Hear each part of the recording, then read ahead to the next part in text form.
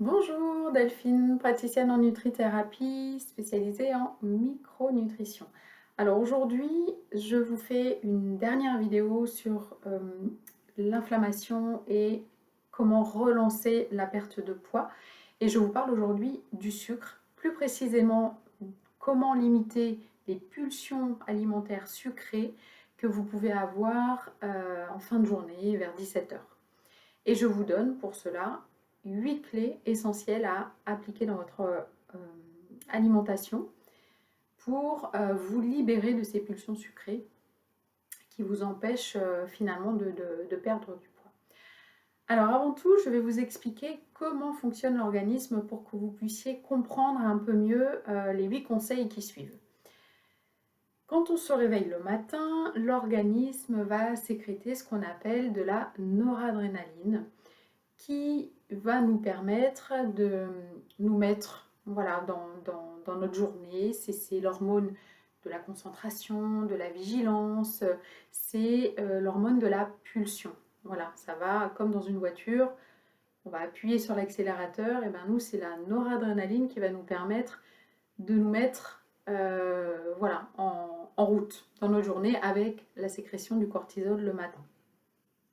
Cette noradrénaline, elle est couplée avec une autre hormone qu'on appelle la dopamine. La dopamine, c'est une hormone qui va être sécrétée à partir du moment où on va pouvoir satisfaire ces fameuses pulsions.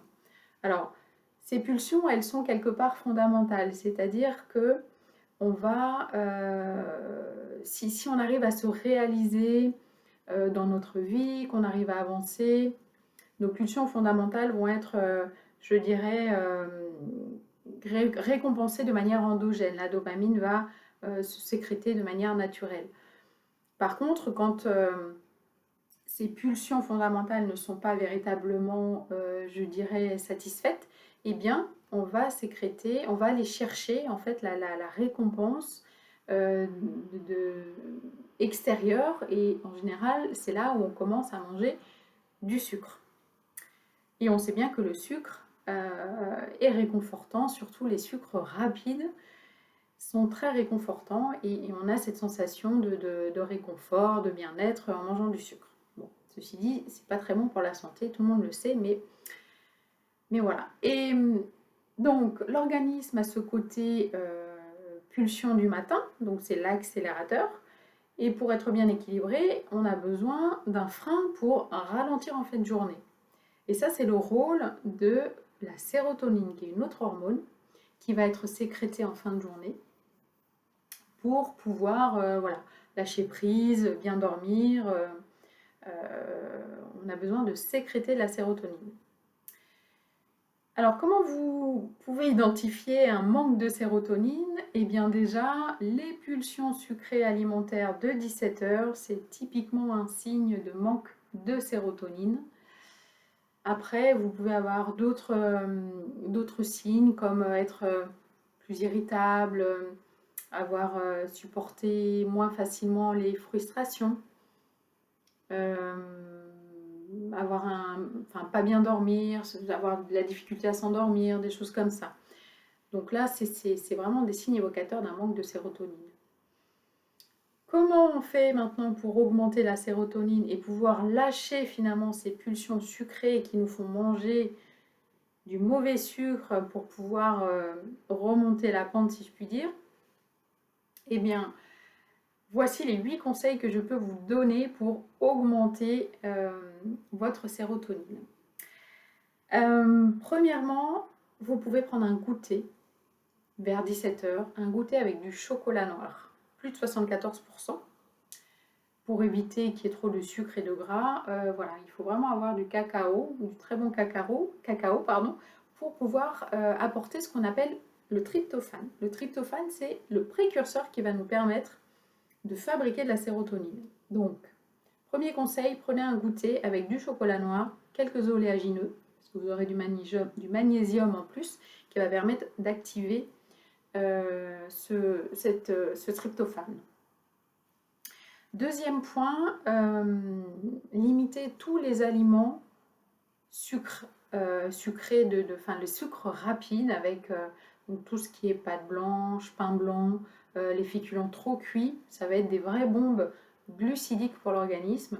Ça veut dire quoi? Ça veut dire que le glucose, le sucre va passer très rapidement dans le sang. Ça va faire monter votre index glycémique, enfin ça va faire sécréter de l'insuline de manière importante. Et l'insuline, c'est quoi? C'est l'hormone qui va permettre de faire rentrer le sucre dans les cellules. Mais quand on fait rentrer du sucre dans les cellules, on ne fait pas rentrer que du sucre, on fait aussi rentrer du gras. Parce que quand on consomme beaucoup de sucre, qu'est-ce qui se passe dans l'organisme? Eh bien, ce glucose va être transformé par le foie en triglycérides, donc en gras. Donc petit 2, limiter un maximum les sucres rapides pour éviter de faire monter cette insuline et donc de stocker trop de sucre dans vos cellules et de fatiguer à la longue également votre pancréas qui pourrait donner une insulino-résistance. C'est-à-dire que le sucre ne peut plus rentrer dans vos cellules et là, ça commence à se compliquer et il y a des risques de diabète derrière. Petit 3, dîner végétarien. Ne mettez pas de protéines dans animal, j'entends. Pas de viande ni de produits laitiers le soir. Pourquoi? Parce que dans ces aliments-là, il y a ce qu'on appelle des acides aminés branchés qui vont venir en compétition directe en fait avec le tryptophane. Et le tryptophane, en fait, il ne fait pas le poids face à ces acides aminés branchés. Donc ça veut dire quoi? À partir du moment où ils sont en compétition, le tryptophane ne va pas pouvoir rentrer au niveau intestinal ni au niveau de la barrière, au niveau du cerveau pour fabriquer cette fameuse sérotonine parce qu'il aura des compétiteurs en face de lui qui seront trop forts. Donc il va céder sa place et donc on ne pourra pas sécréter de la sérotonine. Donc dîner léger à base de légumineuses, de légumes, donc glucidiques, mais avec des céréales complètes ou semi-complètes, pas de glucides rapides.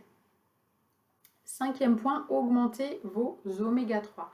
Les oméga 3, pour rappel, je vous ai expliqué dans une précédente vidéo, ce sont des acides gras essentiels que l'organisme ne peut pas synthétiser de manière endogène et qu'il faut aller chercher dans notre alimentation. Alors où est-ce qu'on les trouve? On va les trouver dans les poissons gras, type les petits poissons, sardines, maquereaux, anchois, et puis le saumon, le thon. Donc ça, il faudra en manger 300 grammes par semaine, 300-400 grammes par semaine.